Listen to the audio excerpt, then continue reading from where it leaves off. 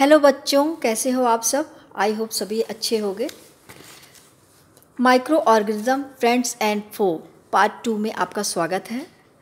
पहले पार्ट में हम लोगों ने इंट्रोडक्टरी पार्ट पढ़ा था। अब आज हम पढ़ेंगे टाइप्स ऑफ माइक्रो ऑर्गेनिज्म या क्लासिफिकेशन ऑफ माइक्रो ऑर्गेनिज्म। तो माइक्रो ऑर्गेनिज्म कई टाइप्स के होते हैं। कुछ एग्जाम्पल हम लोग यहाँ पे लेंगे, जैसे कि बैक्टीरिया। बैक्टीरिया में आपके आते हैं जैसे इशेरिशिया कोलाई, साइनोबैक्टीरिया, साल्मोनेला, बैसिलस। ये सब जो हमारे आ जाएंगे वो बैक्टीरिया में आ जाएंगे। ठीक। अब अगला हम करेंगे एल्गी। एल्गी में आपके यहाँ आते हैं क्लेमाइडोमोनास, स्पाइरोगाइरा। ठीक है ना, बहुत से हैं, कुछ का नाम हमने बस यहाँ पे लिखा है। ठीक है। अब अगला आता है आपका फंगाई। फंगाई में जैसे ब्रेड मोल्ड्स, पेनिसिलम, एस्परजिलस है। अब नेक्स्ट आता है प्रोटोजोआ। एग्जाम्पल में है अमीबा, पैरामीशियम एक्सेट्रा। ठीक। नेक्स्ट टाइप है इसका वायरसेस, जैसे कि एडिनोवायरसेस, राइनोवायरसेस, कोविड-19 एक्सेट्रा। बहुत से ऐसे हैं, लेकिन हमने कुछ का नाम यहाँ पे लिखा है। तो अब आपके ये सारे माइक्रो ऑर्गेनिज्म जिसके टाइप्स हो गए, bacteria, algae, fungi, protozoa, viruses. ठीक। तो अब हम इसके बारे में थोड़ा थोड़ा जान लेते हैं कि ये बैक्टीरिया है क्या और इससे कौन सी डिजीज़ होती है। ठीक है। तो पहला आते हैं हम लोग बैक्टीरिया। ठीक है ना। सबसे पहले हम आपको बैक्टीरिया का एक फ़ोटो दिखा देते हैं। ठीक है ना, जिससे आपको थोड़ा सा आइडिया लग जाएगा कि बैक्टीरिया आखिर होता कैसे है। जैसे इस फिगर में आप लोग यहाँ पे देख सकते हो, है ना, ये बैक्टीरिया। ठीक है ना, ये रॉड शेप का दिखाया गया है ना, देख रहा हो आप बैक्टीरिया यहाँ पे। तो ये हमारे बैक्टीरियल सेल हो गए। तो उसके बारे में हम जानते हैं थोड़ा सा। बैक्टीरिया जो होते हैं वो यूनिसेलुलर होते हैं। ओके। एयर, वाटर, सॉयल कहीं पे भी ये पाए जा सकते हैं, है ना। एयर में भी होता है, वाटर में बैक्टीरिया हो सकते हैं, सॉयल में भी हो सकते हैं, कहीं भी बैक्टीरिया हो सकते हैं। ठीक है। इसके स्ट्रक्चर बहुत ही सिंपल होते हैं। ये रॉड शेप्ड के भी हो सकते हैं, स्फेरिकल शेप्ड के भी हो सकते हैं और स्पाइरल शेप्ड के भी होते हैं, जैसा कि हमने थोड़ा सा आपको स्ट्रक्चर यहाँ पे देखे बताया है। ठीक है ना। तो ये बैक्टीरिया जो होते हैं, जैसे कि कुछ डिजीज़ है ना कॉज करते हैं। हमने नाम सुना होगा ट्यूबरकुलोसिस। ठीक है, या टीबी भी बोलते हैं उसको, कॉलरा, है ना, टाइफाइड। ये सब डिजीज़ जो होते हैं वो बैक्टीरियल डिजीज़ हैं। ओके। ये डिजीज़ बैक्टीरिया के थ्रू कॉज होते हैं। ठीक है।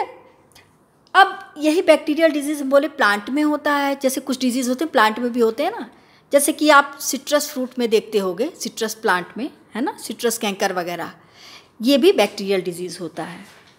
तो जो ह्यूमन बीइंग के जो बैक्टीरियल डिजीज़ होते हैं वो या तो डर्टी वाटर के थ्रू होते हैं, बॉडी में एंटर जिस किसी के भी थ्रू अंदर जाएंगे वो डिजीज़ कॉज करते हैं।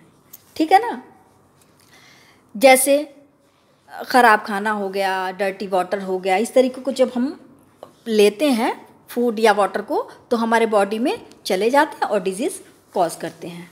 तो इसके प्रिवेंशन के लिए हमको क्या करना चाहिए, प्रॉपर पर्सनल हाइजीन मेंटेन रखना चाहिए, है ना, साफ़ पानी का यूज़ करना चाहिए या बॉयल वाटर का यूज़ करना चाहिए।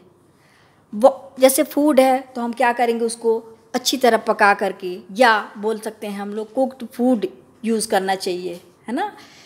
आजकल वैक्सीन्स चल रही हैं तमाम तरीके की, तो हम लोग प्रॉपर वैक्सीनेशन भी करा सकते हैं।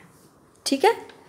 तो नेक्स्ट हम लोग आते हैं, ये आपका बैक्टीरिया हुआ, अगला है आपका एल्गी। ठीक है। एल्गी आपको जैसे जानते हैं ना कैसे होते हैं, यूनिसेलुलर या मल्टी सेलुलर। जैसे कि एक दिमाग में आता है ना, एल्गी होता क्या है। ठीक है ना।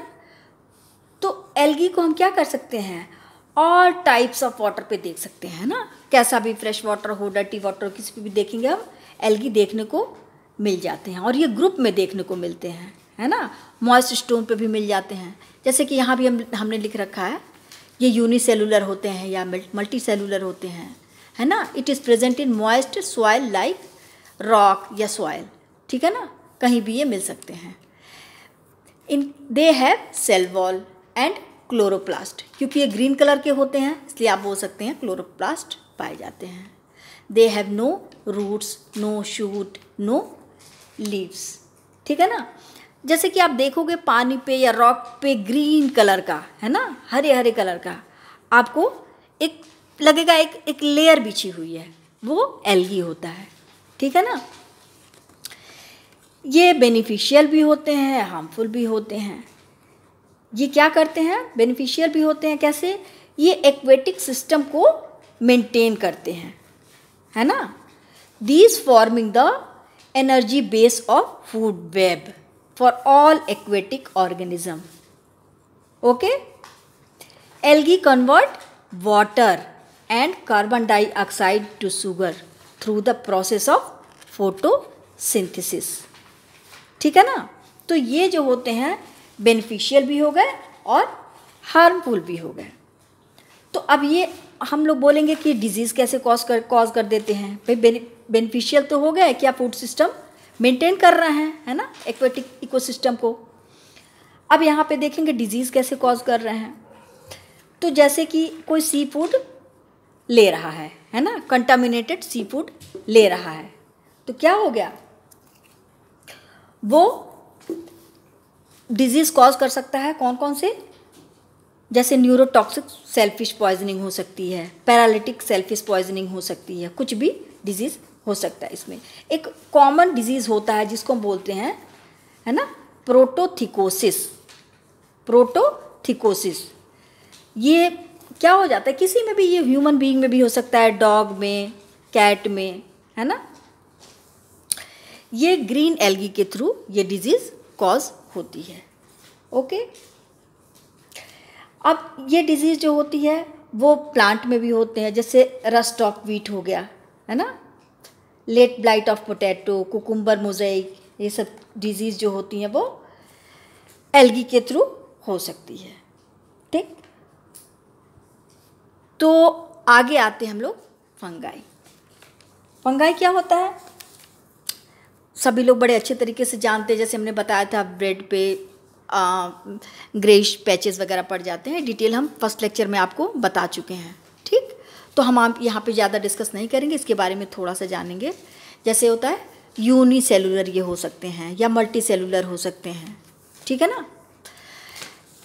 और they are plant like but chloroplast is not there. ये प्लांट की तरह तो दिखाई देंगे, आप लोग देखिए ब्रेड पे ऐसे प्लांट की तरीके से ग्रो करेंगे, ऐसे नेकेड आई से नहीं दिखाई देंगे। जब आप माइक्रोस्कोप में देखेंगे ना तो आपको ये दिखाई देंगे, ठीक है ना।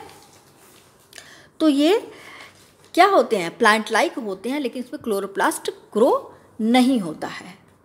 हाँ, तो ये कह सकते हैं they get food from plants and animal waste. अब ये अपना खाना कहाँ से लेते हैं, या तो प्लांट से लेंगे या फिर जो एनिमल वेस्ट होते हैं, है ना, खराब वेस्ट या प्लांट के वेस्ट हुए, एनिमल के वेस्ट हुए, उससे ये अपना भोजन लेते हैं। जैसे आपको फिगर थोड़ा सा हम दिखाएंगे आपको, एल्गी का भी आपने नहीं देखा था, यहाँ पे ये डायग्राम आप देखोगे ना, जैसे क्लैमिडोमोनास, स्पाइरोगायरा, ये इसका फिगर था, थोड़ा सा आपको आइडिया लग जाएगा इससे, ठीक है। अब फंगाई का ये देखो आप, है ना, ब्रेड मोल्ड पे इस तरीके से ग्रोथ हुई रहती है, ऐसे आपको दिखाई नहीं देता है, लेकिन जब आप माइक्रोस्कोप में देखोगे ना तो आपको अच्छी तरीके से दिखाई देगा, है ना। पेनिसिलियम का ये देखो आप, ऐसी ग्रोथ रहती है। एस्परजिलस, इस तरीके के स्ट्रक्चर आपको दिखाई देंगे, ठीक है।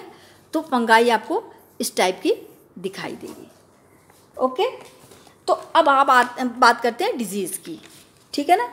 अब ह्यूमन बीइंग में जो डिजीज़ेस कॉज होती हैं फंगल के थ्रू, या बोल सकते हैं फंगल डिजीज़, है ना, इन ह्यूमन, तो एक कॉमन डिजीज़ होता है, बोलते हैं एथलीट्स फूट, है ना। जैसे एथलीट जो दौड़ते हैं तो उनके में ये कॉमन डिजीज़ होता है एथलीट फूट। अब डिजीज़ का हम बहुत डिस्कस नहीं करेंगे क्योंकि लंबा लेक्चर हो जाएगा, आप बस डिजीज़ नाम जान लो कि एथलीट्स फूट हुआ, रिंग वर्म हुआ, है ना, देखते हो खुजली हो जाती है, रिंग वर्म बन जाते हैं बॉडी में, है ना। स्पोरोट्राइकोसिस होता है, कैंडिडियासिस होता है, बहुत से ऐसे डिजीज़ है जो फंगल डिजीज़ इस तरीके के होते हैं।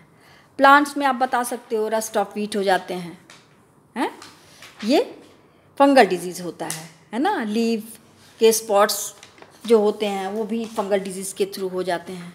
तो ये कुछ एक डिजीज़ हैं जो फंगाई के थ्रू होते हैं। अब आते हैं हम प्रोटोजोआ। प्रोटोजोआ में क्या होता है आप जानते हो, जैसे कि ये यूनिसेलुलर होते हैं, है ना। फ्रेश वाटर में, सॉल्ट वाटर में कहीं पे भी ये पाए जा सकते हैं, ठीक है। ये पैरासाइट्स होते हैं, जैसे कि पैरासाइट्स मतलब आप बोल सकते हो वो ऑर्गेनिज्म विच लिव इन या an another organism is cause harmful. ये किसी दूसरे ऑर्गेनिज्म पे रह करके वहाँ सर्वाइव करते हैं और डिजीज़ कॉज करते हैं, उसको पैरासाइट बोलते हैं, है ना।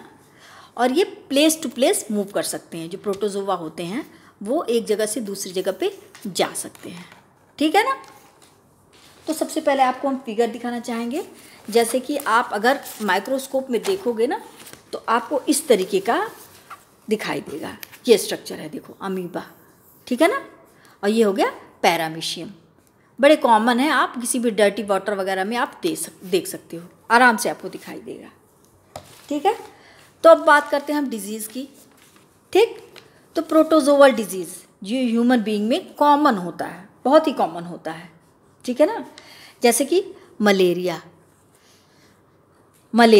है ना, और एक डिजीज़ होता है अमीबियोसिस, है ना, या ट्राइकोमोनियासिस डिजीज़।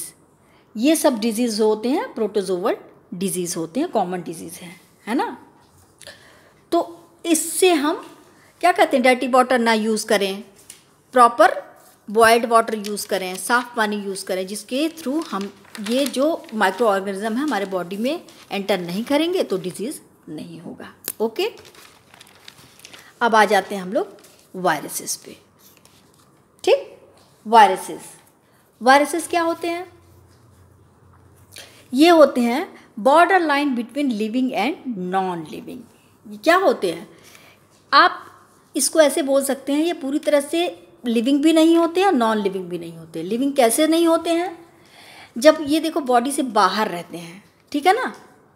बॉडी से जब ये बाहर रहेंगे तो नॉन लिविंग रहेंगे, और जैसे ही बॉडी में एंटर करते हैं, ठीक है, वो लिविंग हो जाते हैं। तो इसको मैंने दो पार्ट्स में लिख रखा है। लिविंग, जब बॉडी के अंदर ये घुसते हैं, इनसाइड होस्ट घुस जाते हैं, तो अब इनका मल्टीप्लिकेशन शुरू हो जाता है, ठीक है ना। इनका जो जेनेटिक मटेरियल होता है ना, जैसे कि आप वायरस का आप फिगर देख सकते हो, यहाँ पे ये देख रहे हो ना आप। तो यहाँ जो इनका हेड होता है ना, इसका ये स्ट्रक्चर होता है वायरस का, ठीक है। तो हेड होता है, नेक होता है, इनकी शीट होती है, ये बेस प्लेट होता है, और ये इनका टेल फाइबर होता है। तो इनका जो जेनेटिक शीट होता है यहाँ जो अंदर हेड में है ना, हाँ डीएनए होता है, ठीक है ना, जिससे ये अपना मल्टीप्लिकेशन करते हैं। तो जब बॉडी के अंदर ये घुसते हैं ना, तो ये मल्टीप्लिकेशन शुरू कर देते हैं, मल्टीप्लाई करने लगते हैं, तो ढेर सारे वायरसेस नंबर बन जाते हैं, है ना। नंबर ऑफ वायरसेस क्रिएटेड, ठीक है ना। अब ये का जब ज़्यादा वायरसेस बन जाएंगे तो क्या करते हैं, जिस सेल में बनते हैं उसको बर्स्ट कर देते हैं, ठीक है, उसको बर्स्ट कर देते, फाड़ देते हैं। अब क्या हो जाता है, वो वहाँ से दूसरे सेल को इन्फेक्ट कर देते हैं, ठीक है, इन्फेक्शन कॉज करते हैं, जिस वजह से पर्सन बीमार हो जाता है, पर्सन फॉल सिक, ठीक है ना। ये लिविंग के फॉर्म में हो गए। अब जब बाहर पड़े होते हैं तो उनका एक पर कोटिंग होती है, जिसकी वजह से क्या होता है ना, नॉन लिविंग होते हैं उनके ऊपर कोटिंग बनी होती है, जिससे ये ग्रोथ नहीं कर पाते हैं, वो इनएक्टिव फॉर्म में ही रह जाते हैं, तो कोई एक्टिविटी नहीं देते हैं, ठीक। तो अब बात करते हैं डिजीज़ की, ठीक है। तो वायरसेस डिजीज़ बहुत ज़्यादा हैं, बहुत ही हैं। हम कुछ एक का नाम लेंगे यहाँ पे। जैसे अभी आप सभी देखो कोविड-19 से सब अभी बहुत ज़्यादा सुना आप लोगों ने, बहुत मुश्किल से हम लोग निजात पाए हैं कोविड-19 से, ठीक है ना। वो भी एक वायरल डिजीज़ रहा है, ठीक है ना। तो कुछ एक नाम लेते हैं, जैसे कि चिकन पॉक्स हुआ है ना, कोविड-19 हुआ, हेपेटाइटिस ए हुआ, इन्फ्लुएंज़ा हुआ है ना, मीज़ल्स हो गया, मम्स, रूबेला, पोलियो, ये बहुत से ऐसे डिजीज़ है जो वायरसेस के थ्रू कॉज होते हैं। ठीक है, तो इतना जो है ये इसके टाइप्स हम पढ़े है ना, टाइप्स कि किस किस टाइप्स के ये हो गए। तो अब यहाँ पे मैंने कुछ देखो स्ट्रक्चर मैंने बना के रखा हुआ है। तो अभी हम लोगों ने इंट्रोडक्टरी पार्ट जो है माइक्रो ऑर्गेनिज्म का फर्स्ट लेक्चर में पढ़ा था, है ना, कि माइक्रोस्कोप का इंट्रोडक्टरी पार्ट पढ़ लिया हम लोगों ने, ठीक है ना, इंट्रोडक्टरी पार्ट हो गया आपका। और इसके बाद आज हम लोगों ने पढ़ा है उसके टाइप्स, ये टाइप्स हम लोगों ने पढ़ लिया है ना, protozoa, algae, fungi, bacteria, viruses, तो ये टाइप्स हो गए। अब हम लोग अगली लेक्चर में ना पढ़ेंगे कि कैसे ये हार्मफुल होते हैं हमारे लिए, कैसे यूज़फुल होते हैं, मतलब हमारा रिलेशन है ना उनके माइक्रो ऑर्गेनिज्म से, भाई या तो वो हार्मफुल है हमारे लिए या तो यूज़फुल है हमारे लिए। तो किस तरीके से यूज़फुल है, किस तरीके से हार्मफुल है, ये हम अगले लेक्चर में पढ़ेंगे। तो अगला लेक्चर हमारा होगा यूज़फुल ऑर्गेनिज्म, है ना, यूज़फुल माइक्रो ऑर्गेनिज्म, ठीक है ना, उसका डिटेल हम जानेंगे अगले वीडियो में।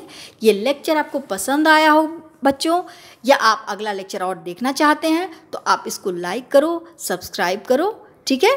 तो मिलते हैं हम लोग नेक्स्ट लेक्चर में, तब तक के लिए बाय बाय।